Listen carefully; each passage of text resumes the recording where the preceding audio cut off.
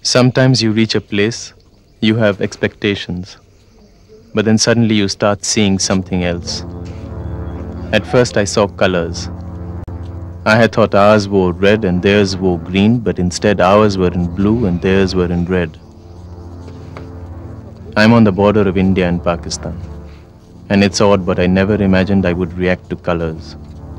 But then sometimes the colors of the mind tend to suddenly fly out.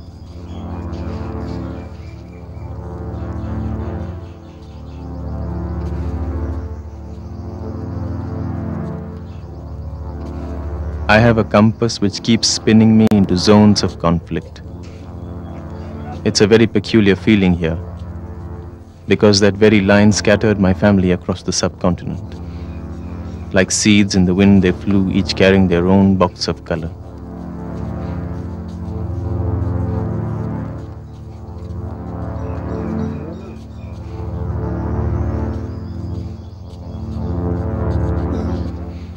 Now I wonder who is watching, you, me, or someone else's memories.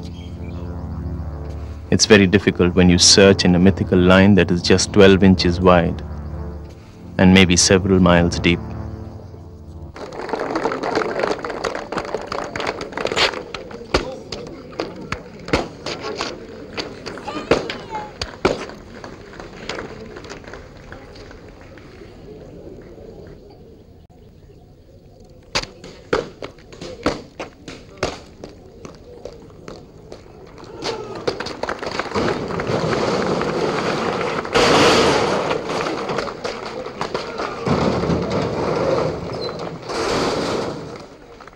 "1947, one division and the doors of several individual souls slammed open. One tremendous release of violence, and even now, every sundown, we dance to its secret magic."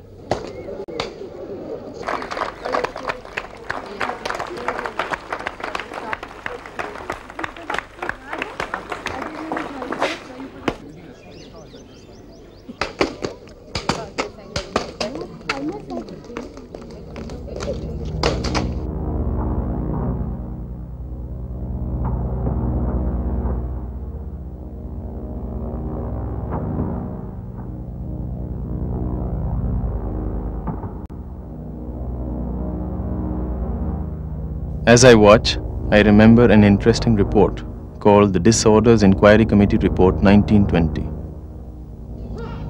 "I take it, Mr. Gandhi, that you are the author of the Satyagraha movement," began Lord Hunter in that report. Gandhi replied, "Yes, sir.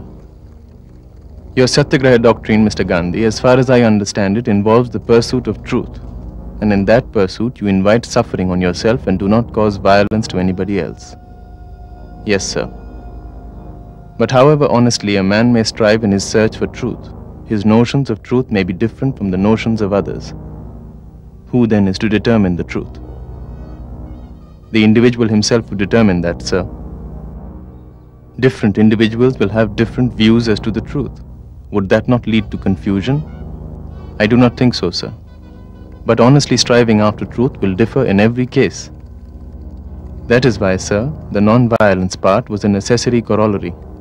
Without that, there would be confusion and much worse."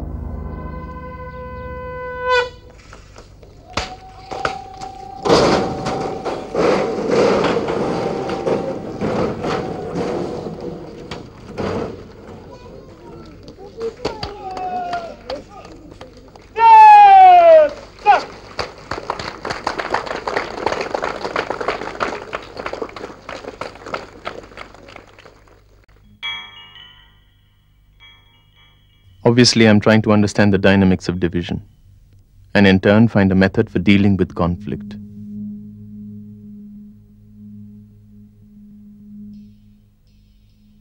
I do not have a problem with division.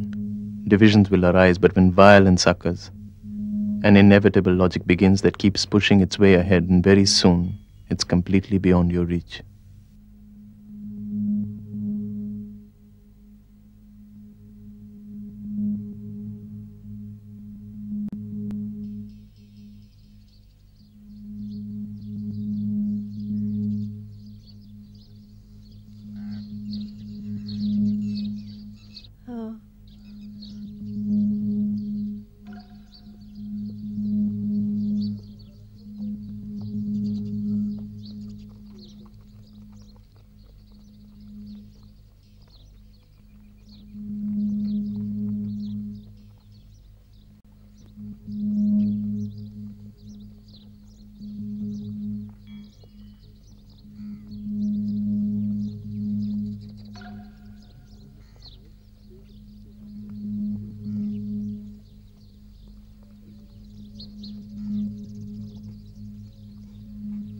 The tree on the left is ours, but the two trees in the center are theirs.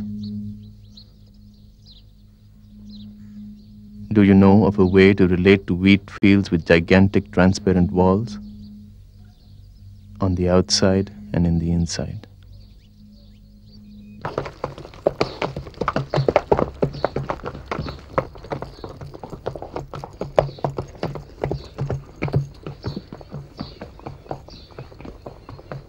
When you look for answers inside yourself, deep inside you discover particles with different truths, and in the clash of their haughty orbits probably lie the roots of violence. You could have your position, and you could be armed with your truth. But what happens if you instead start arming your truth?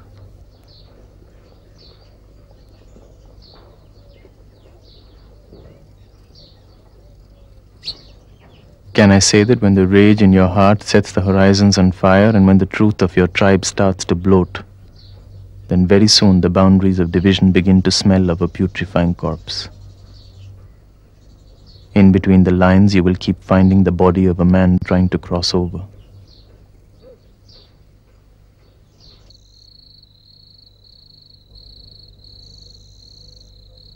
You will find him wearing short pants, monkey cap, rubber gloves, and frozen on the wire by the electricity of our collective fear. He will be stuck there, over and over again in the early hours of almost every foggy morning. Only the butterflies and birds are free to fly across, and even sit safely on the wires, as they do not earth the circuit.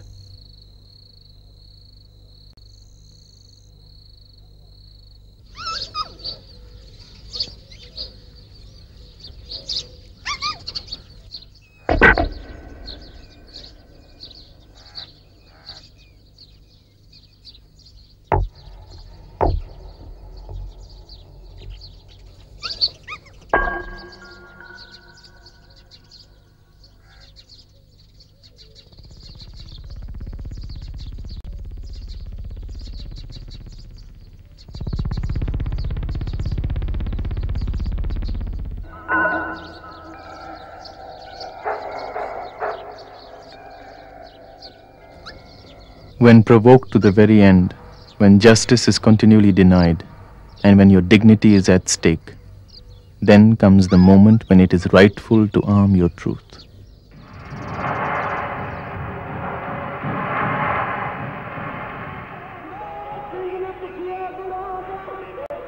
It is true that our own pain can be the greatest teacher, and the answers probably lie in my heart.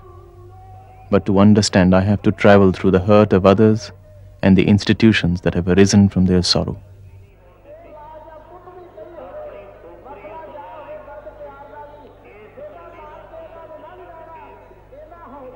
I have to fly through souls, individuals, families, nations, communities. I do not know which space and time I'm spinning in, sifting through nameless people, stumbling by chance into a conflict that began a few hundred years ago. I'm here at the very place where a community was forced to take up arms in defense of its identity.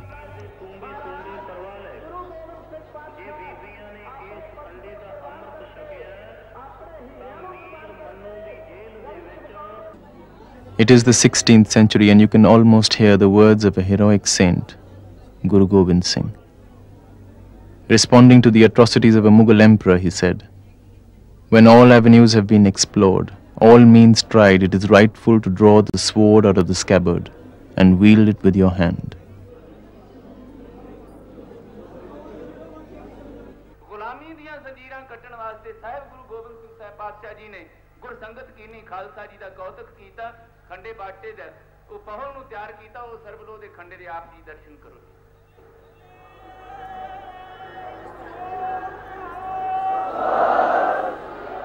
Sacred weapons, in memory of a historic transformation. Face to face with brutality, with no room for conversation, overwhelming pain can very easily turn into the fury of resistance. In this space, I cannot search for the line between legend and reality.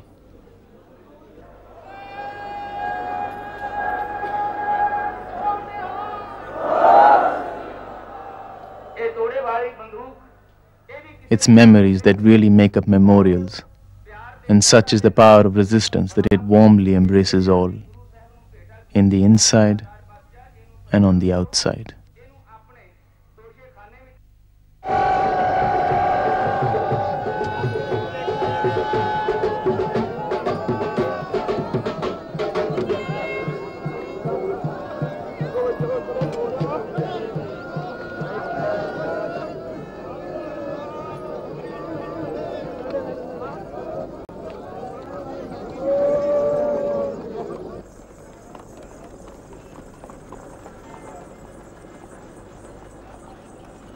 When the enemy was defeated, temple bells began to suddenly ring on their own. People waited all night, and then a little magician arrived in the morning. The entire town woke up in a thrill. The doors of several souls slammed open. A call for resistance flew down through the mountain passes. I had never felt time could race back and forth so fast.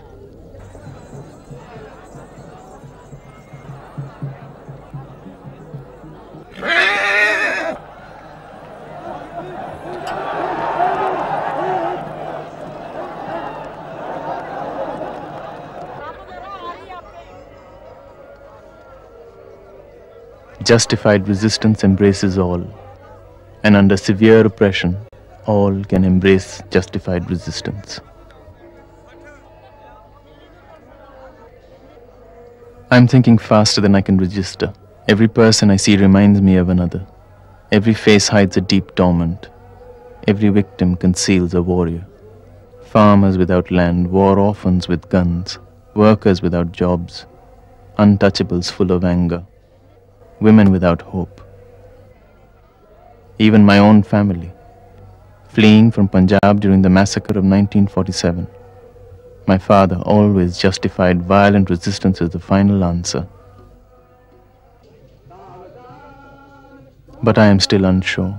I stop, try to get a hold of myself, but I'm mesmerized and pulled by this magnet so powerful that it continues to shape and change lives even to this date.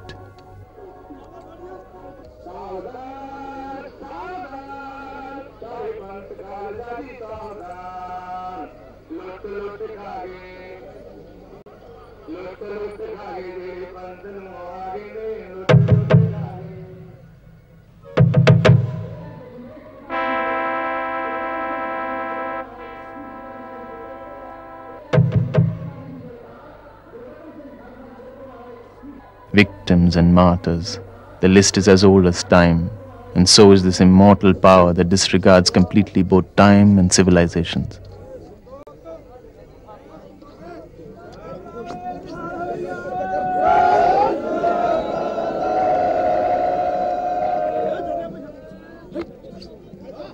I look into its vortex and a few centuries pass by.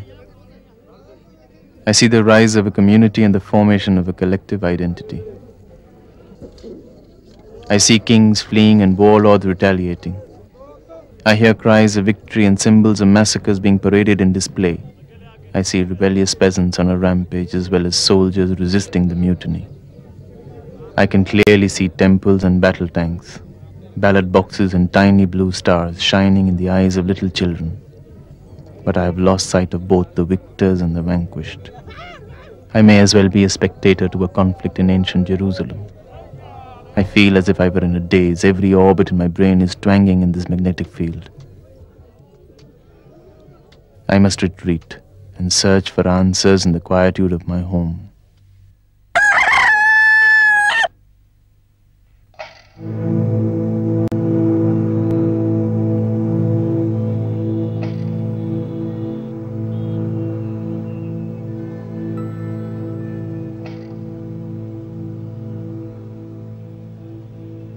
I remember an entire summer reading Tolstoy's War and Peace.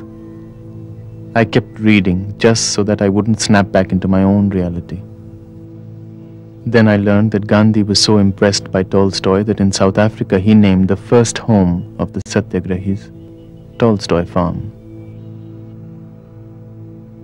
Gandhi believed that Tolstoy had a lot to teach the world about nonviolence. But then several years later, I read about the painful experience of his wife, Sophie, as she described the psychological and physical abuse that she suffered for years in her relationship with Tolstoy, the man for whom she bore 13 children.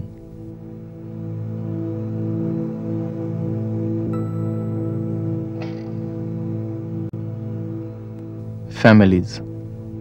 I can understand and relate to conflict, but cannot accept the comfortable coexistence of good and evil.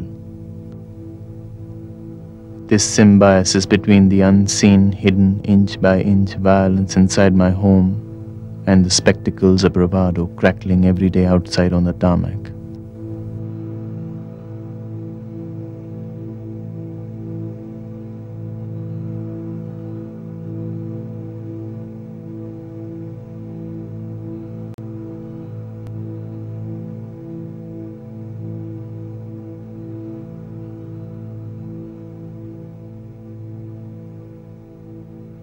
Families, a huge inner world, a series of unspoken stories. I remember my mother telling me about women during the partition. In panic, women would hammer nails and jam the windows to prevent the men on the streets from coming in. Women and children had to be quickly taken across the border. Wagah to Atari, Atari to Wagah, the last two railway stations on both sides of the border. Now when there is peace, the train still runs on the same route, but the ghosts of those partition trains continue to haunt these lines.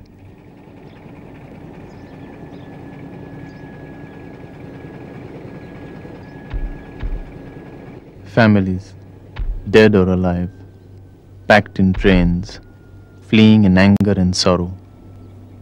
One flash of violence, and they all suddenly became refugees. Even though the years have passed, I keep dreaming a mixed-up dream about my mother with a hammer and a nail but with no windows. When there's violence inside your own home, where do you escape?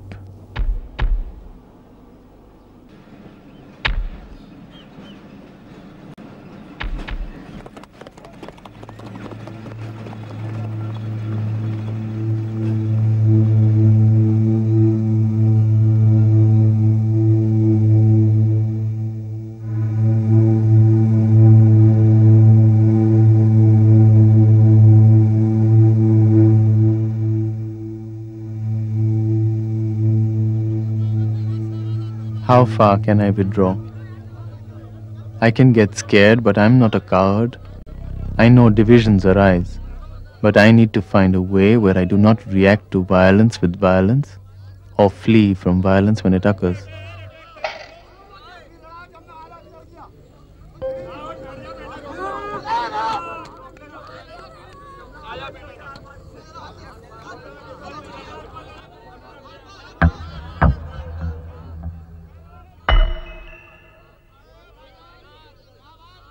Every conflict has its own set of actors that keep changing, and there is no sense in getting stuck with any specific identity.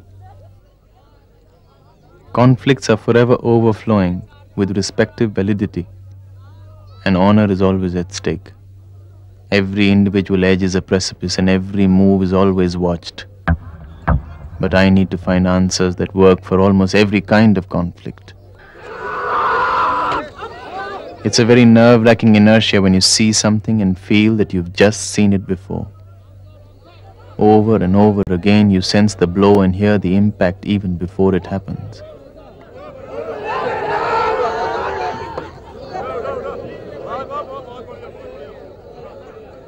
Regardless of race or community, almost as if we are on the sands of an ancient city. All of us, children of impulses, playing games with the aggression of our ancestors and unable to deal with our different egos. Or maybe it's simply about cleansing your soul of toxic energies.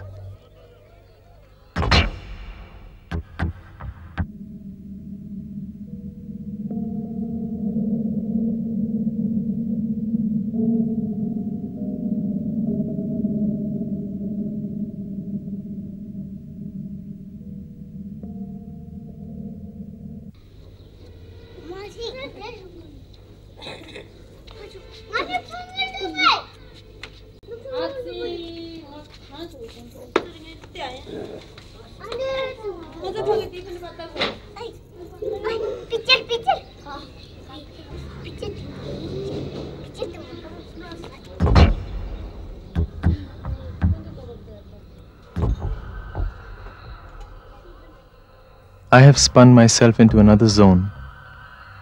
Several families on the banks of a river, outside, on the edge of the city. One flash of violence and thousands of identities tossed in the wind.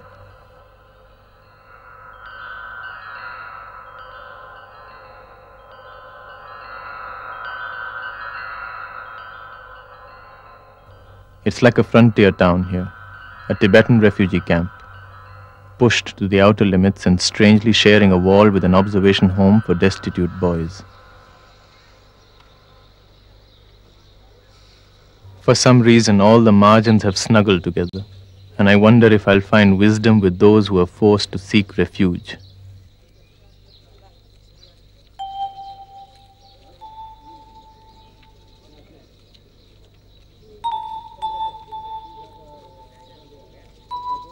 One day you wake up in the morning and the sun does not rise.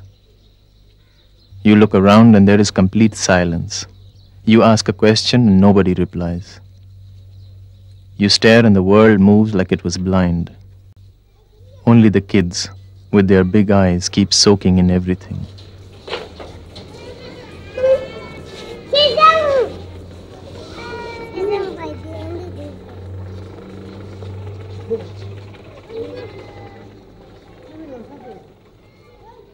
Sustained violence, spread over a long time. Sometimes the blood rushes up to my head and breaches all dams, and I feel like smashing the aggressor to pieces. Then I do not want to think about implications. I want my dignity back just now.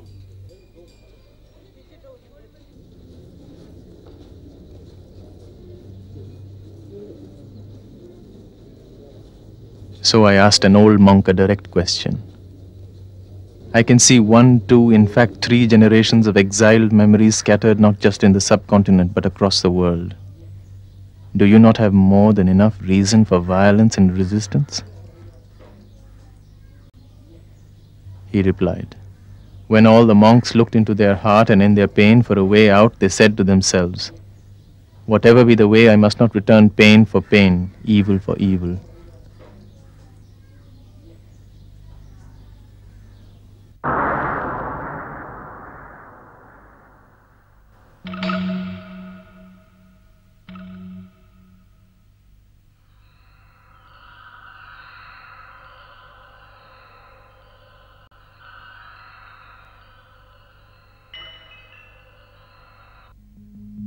The action is the embryo from which the future will arise.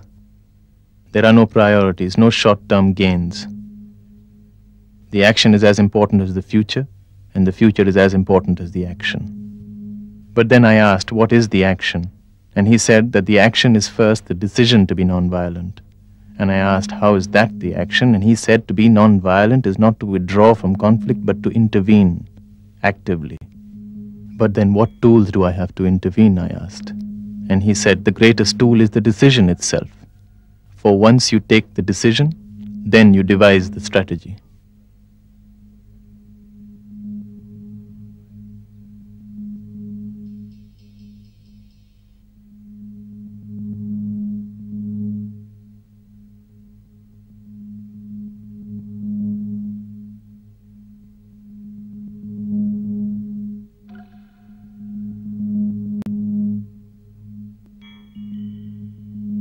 The non-violent decision calls for an extreme position where violence is understood, sometimes even excused, but never ever justified.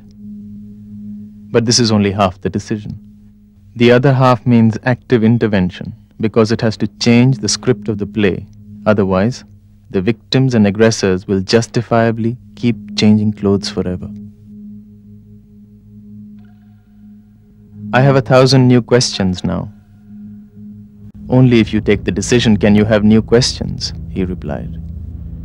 Can the non-violent decision create an entirely different technique for intervention? Use reason and not force, the old monk replied. But if reason finds no response, use every opportunity to push your position and retreat the moment you realize that you're wrong. How can I push my position if I do not demonstrate my strength without force? The old monk took a while before he replied, but with a question. Can you find a way to persuade your opponent to retreat and at the same time genuinely enhance the dignity of the opponent?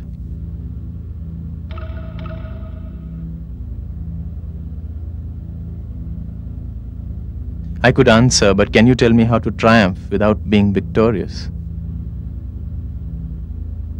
By showing that you're prepared to die for your cause, but without destroying your opponent, he replied. How can I be so deeply committed without believing that I hold the absolute truth? You can, because your absolute truth is in fact the relativity of truths, and it can only be achieved by perfecting the art and practice of nonviolence.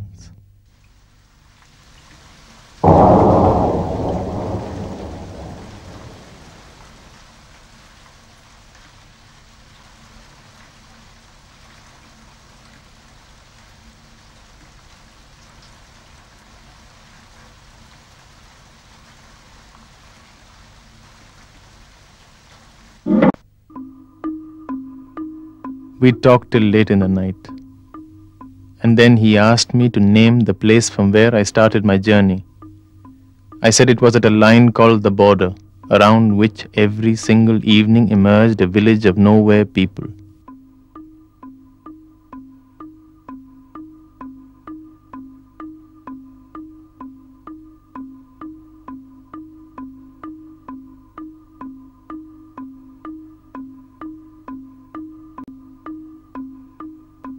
The faces changed every day, but they always celebrate a strange ritual of separation.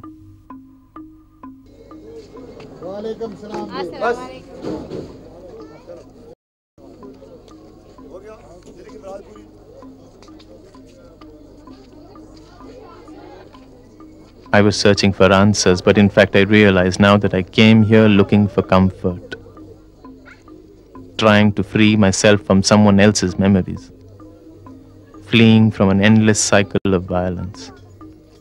Maybe I was destined to come back here, between these two gates.